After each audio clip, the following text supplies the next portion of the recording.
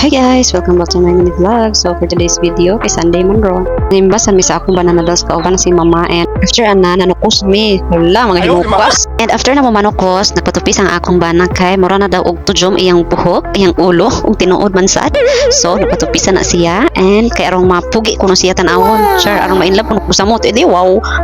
Hindi nga side. So tinuod man sa dapat palanggaon na atong bana oy dapat ato apo silang artihan oy kay dili kay kita sige pangarti. So nagvideo sa ko sa akong self dire para katapon ingnon nga naghuwati pwedeng layon si ay tabon bitaw ikaw ubanan o magpariban o lahotay ra ba na og 5 ka oras paghuwati ka kay 30 minutes ra ni. And after na mo magpatupin ang pa-change oil sa mi kay ang bana ra sige change service po change oil po kana kuno ingon siya.